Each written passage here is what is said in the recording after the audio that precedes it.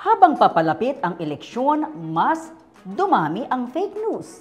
Ano naman? Sa SWS survey, lumabas na 59% sa mga Pinoy ang naniniwalang seryoso ang issue ng pagkalat ng maling impormasyon sa social media. Pero kahit na ganito, nasa 65% ang hirap pa rin na matukoy kung ano ba ang pinagkaiba ng tama at maling impormasyon, mapa-social media man o traditional media.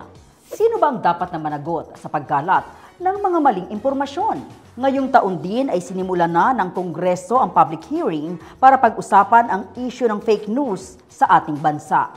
Humarap ang mga journalist, opisyal ng ilang platforms, fact-checking organizations at mga vlogger para malaman ang kanilang pulso. Dito magmumula ang batas na posibleng kumontrol sa pagkalat ng maling impormasyon o magbigay regulasyon sa mga tao at grupong may malaking papel para mapanatili ang katotohanan. Pero hanggat wala pang polisiya, ito'y dapat wakasan.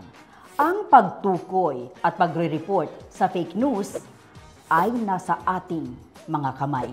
Lalo na ngayong eleksyon na tahasang pinabubulaanan ng Commission on Election o COMELEC ang mga maling impormasyon na may kaugnayan sa eleksyon.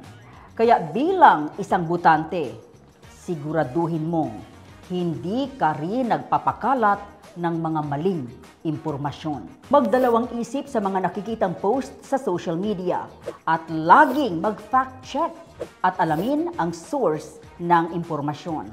At kapag kumpirmadong fake news, huwag nang mag-engage at i-report ito agad. Ngayong eleksyon, maging mapagmatyag sa mga maling impormasyon at makiisa laban sa fake news.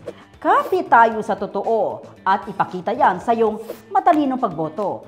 Sama-sama tayong tutukan ang eleksyon dito lamang sa Bantay Balota 2025 Midterm Elections. The RMN News Special Coverage.